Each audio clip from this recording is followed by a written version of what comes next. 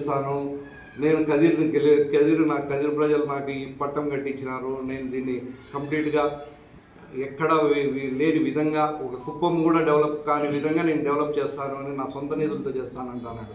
సరే, అతను చేస్తాడో లేదో మనకు తెలిసిపోతుంది. సంవత్సరం అయిపోయింది, ఇంకో సంవత్సరం 2 ఏళ్ళు ఉంటే క్లియర్ వచ్చేస్తుంది. నేను ముందుగానే ఎందుకు చెప్పాలి ఆయన గురించి? చేస్తే మంచిదే కదా.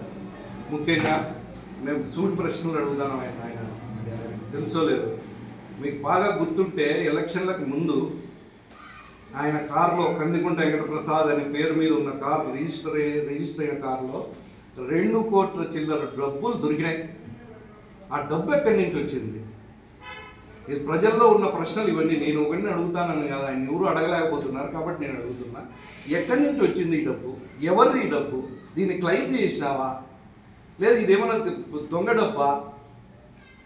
క్లెయిమ్ చేసిందంటే ఏ విధంగా క్లెయిమ్ చేసినావు? నీకు ఎన్ని వ్యాపారాలు ఉన్నాయి?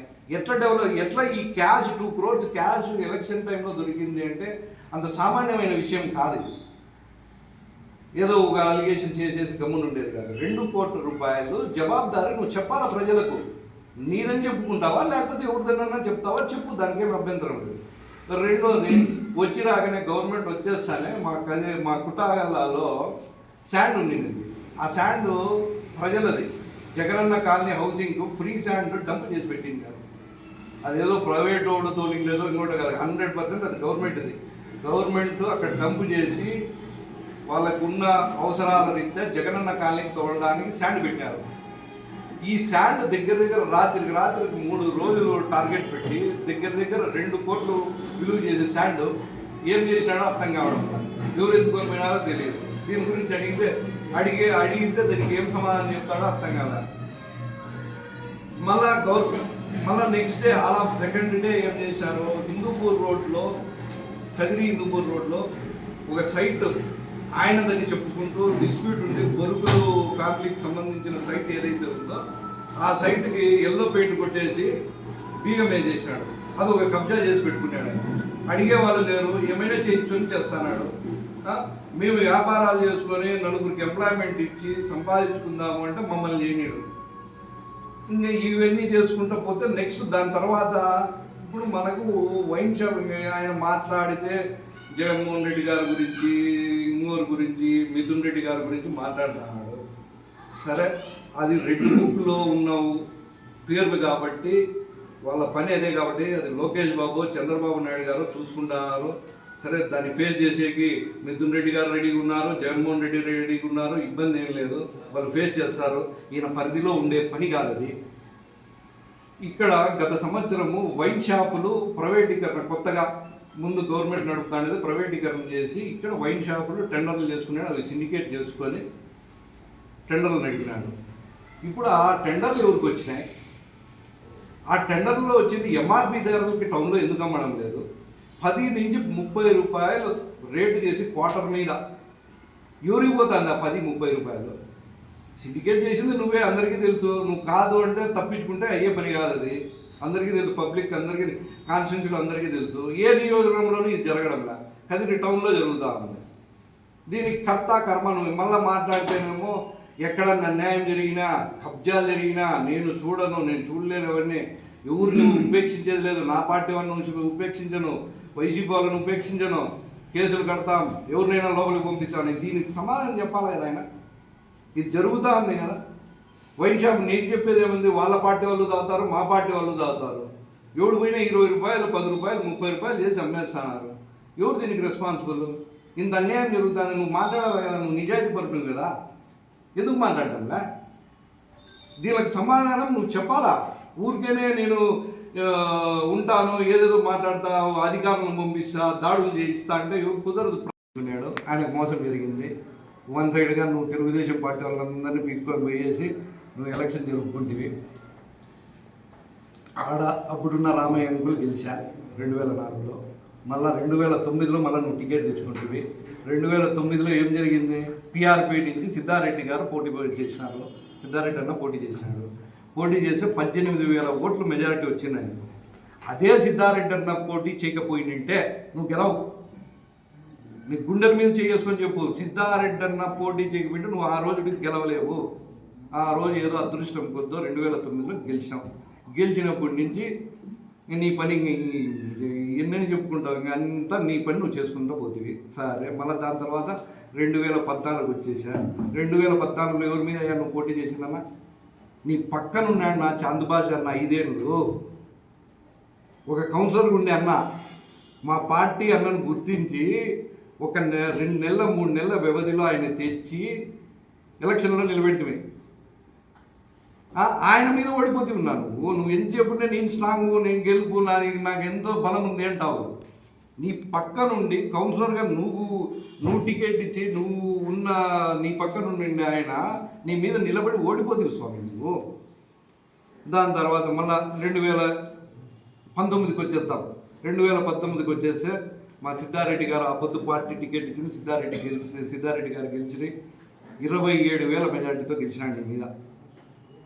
27,000 మెజార్టీ. ఇంకా నాకు బాగా గుర్తు, 2 బాక్సులు కూడా ఇచ్చలేదు. దగ్గర 30,000 పైచిలకు ఓట్లతో గెలిచినాడు.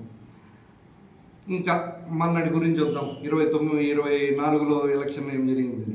24 ఎలక్షన్లో కొత్త క్యాండిడేట్ మైనార్టీకి ఇవ్వాలని మా పార్టీ డిసైడ్ చేసుకొని ఎక్కడో ఉన్న వ్యక్తిని తీసుకొని మా కదిరి ప్రాంతమైన ఆయన ముగ్గులను తీసుకొని మళ్ళా ఎలక్షన్లో మా పార్టీ టికెట్ ఇచ్చిన తర్వాత అతను కరెక్ట్గా నాకు తెలిసి 4 నెలల ముందు వచ్చినాడు అన్న. ఎలక్షన్ జరిపితే నువ్వు ఎంతతో నాకు గెలిచింది వేవు గాలి, అట్లా ఇట్లా గాలి కాదు. రాష్ట్ర చరిత్రలో 2 రాష్ట్రాల చరిత్రలో ఇప్పుడు నేను అంత వేవ్ వస్తే మీరు గెలిచింది ఎంతతో 6,000 5,000 చిల్లర ఓట్లతో గెలిచినాయి. మళ్ళీ నేను మాస్ లీడరు, నేను చాలా గ్రేటు, నాకు బలం ఉంది అంటావు. ఇది మీ చరిత్ర. మీరు ఫస్ట్ తెలుసుకోండి. నేను రాజశేఖర రెడ్డి గురించి మాట్లాడతాను, జగన్మోహన్ రెడ్డి గురించి మాట్లాడుతున్నా. ఎందుకు ఇస్తారు? ఇప్పుడు నీకు మంత్రి పదవి వస్తే సంతోషమే, డెవలప్ అవుతుందంటే మేము కూడా ఆనందపడతాం. దానికి వాళ్ళని తిట్టేదానికి ఏం సంబంధము? ఎందుకు తిడతాను వాళ్ళను? నీకు నోటికి వచ్చినట్టు నువ్వు మాట్లాడదంటే గమ్మున ఉంటారన్న. ఇది మన చరిత్ర ఏంటి అంటే, ఇప్పుడు కూడా నువ్వు మన ఎలక్షన్కి బయటకు వచ్చి ఏం మాట్లాడినావు? గెలిచిన తర్వాత ఒక అజ్ఞాత వ్యక్తి నాకు సహకరిస్తేనే నేను గెలిచినాను అంటివి. నువ్వన్న మాట మేము ఆ మాట లేదు, నువ్వన్న మాట అన్నది. నువ్వు అన్న తర్వాత అప్పటికి నీకు తెలుసు కదా నీ బలం ఏమి అని. అంటే ఆయన సహకరించకపోతే నువ్వు గెలవలేవు. 2009లో నువ్వు గెలిచింది ఎలా? సిద్ధారెడ్డి అన్న ఆ రోజు నిలబడకపోతే పీఆర్పీ నుంచి ఆ 18,000 ఓట్లు మావి, మా కాంగ్రెస్ పార్టీ అవి. నువ్వు గెలిచింది అప్పుడు 14,000 ఓట్లతోనే. ఇది నీ బలం. ఇది తెలుసుకొని నువ్వు మాట్లాడన్నా మాకేం అభ్యంతరంలే. ఇంకా దాని గురించి ఇవన్నీ మళ్ళీ అభివృద్ధికి వచ్చేసరికి మన పీపీటీ ప్రజెంటేషన్గా ఇచ్చిన సార్ ఎవరినో పిలుచుకొని కన్సల్టెన్సీ వాళ్ళని పిలుచుకొని వచ్చి సార్ ఏం చేశారంటే పీపీటీ ప్రజెంటేషన్ టెంపుల్ మీద ఇట్లా డెవలప్ చేస్తా, తిరువీధులు ఇలా డెవలప్ చేస్తానని. సంతోషం. గుడి నువ్వు చేసినా ఇంకోరు చేసినా ఫస్ట్ ఆనందం ఇచ్చేవాళ్ళు మా పార్టీ వాళ్ళే. ఎందుకంటే టెంపుల్ డెవలప్ కావాలా. మా పరిస్థితి మేము ఆ రోజు కోనేరు అప్పుడున్న అధికారులు ఏది మంచి అనాలి కదా మనము. దయచేసి ఇవన్నీ ఆపండి. ఇంకా మీరు ఆపకపోతే ఇంకా మేము పొద్దున్న లేచినప్పటి నుంచి మాకేం పని ఉంటుందని చెప్పున్నా. నేను వద్దనుకునేవన్నీ లేపి లీడర్లు చేస్తాను అంతే. వద్దు, వదిలేయి. నీ పని ఇది. నీ లైన్ పెట్టుకునేవు, కేసులు కట్టుకునేది, ఇబ్బందులు పెట్టేది. ఆ లైన్లోకి వెళ్ళిపో. లేదు నిన్న పీపీటీ ప్రజెంటేషన్ ఇచ్చినావు, ఆ లైన్ కావాలనుకునేవు, ఆ లైన్లోకి నీకు బుద్ధి పుట్టినంత చేసుకుంటా పోతా అంటే ఇంకా ఊరికే ఉందాం. నువ్వు కట్టు కేసు రెడీ. ఇప్పుడు ముందుసారి ప్రెస్ మీట్ పెడితే ఒక ఎఫ్ఐఆర్ కట్టాలంటివి. నీకు ఆనందం ఎఫ్ఐఆర్ కడితే. నాకేమి ఇబ్బందులు, నువ్వు కట్టు. నాకేముంది, మేలు కదా. పోనీ మా ప్రతినిధి రెడ్డి మాట్లాడినాడు, మళ్ళీ ఎమ్మెల్యే పంపించినాడు అంటారు. నేను పోతా. నేను బెయిల్కి కూడా అప్లై చేసిన. బెయిల్ లోపలికి పోయి బెయిల్కి అప్లై చేశాను. యాంటిసిపేటెడ్ బెయిల్కి కూడా పోదు. నాకు వద్దు, నువ్వు కేసు కట్టు, ఏదో ఒకటి, నువ్వు పోతావు. ఏంది ఇదంతా? ఒక్కటన్నా వద్దున్నా. ఇప్పుడు నీ చెప్తే మీ పార్టీ పరిస్థితి చెప్తే 94 నుంచి నేను చెప్పింది అబద్ధం అయితే చెప్పు. లేదు చాయ్ పై చర్చ పెడతా, వస్తా, పెట్టు. నువ్వు ఎక్కడన్నా పిలిచి వస్తా. దయచేసి అన్నీ ఆపండి. ఇంకా అయిపోయింది. ఇప్పుడు కక్ష సాధింపు చర్యలు అన్నీ అయిపోయాయి. ఇప్పుడు ఒకసారి నా మీద డిమాండ్ ఇస్తుంది, నేను కోర్టుకు పోతే ఎన్నిసార్లు పోతే ఉంది, కోర్టు ఆర్డర్ ఇస్తుంది. ఇప్పుడు నీకు ఆర్డర్ ఇచ్చే కదా నువ్వు ఎమ్మెల్యే అయింది. లేకపోతే నువ్వు కావు. మా అక్కవు, అక్క నల్ల వదిన నల్ల నాకు తెలుసు. అక్కవు, ఆమె తల్లి అవు. నువ్వేం కావు కదా. నీకు ఆర్డర్ తెచ్చుకుంటే హైకోర్టులో నీ కేసు కొట్టేసి నువ్వు ఎమ్మెల్యే అయిపోతుంది. ఇప్పుడు కూడా మంత్రి పదవి కావాలంటాను. నువ్వు అయినా మంచిదే అనుకుంటాను. ఎందుకంటే మళ్ళీ రేపు 4 ఏళ్ళకి నేను మంత్రి రేంటి ఇంకా అభివృద్ధి చేసింది అని చెప్తావు ప్రజలకు. అది కూడా అయిపోయినావు అనుకో, ఇంకా వాటికి నువ్వు ఏం చేస్తావు ఈ 4 ఏళ్ళలో ప్రజలకు, కార్యకర్తలకు అందరికీ తెలిసిపోతుంది. మళ్ళీ ఈ మంత్రి పదవి రాలేదనుకో, మళ్ళీ అది ఒక బాధ.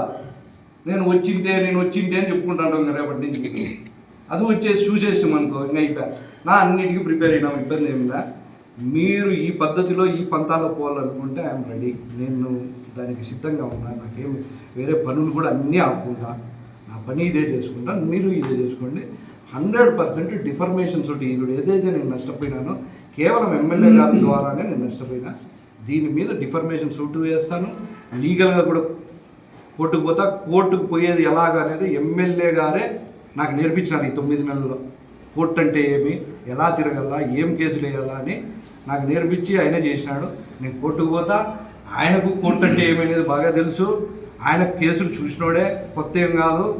ఆ కేసులు ఏమంటే ఇంకా ఈ అన్ని కేసులు చూసుకుంటే బాధ్యత నాకు పెట్టద్దు అని చెప్తాను.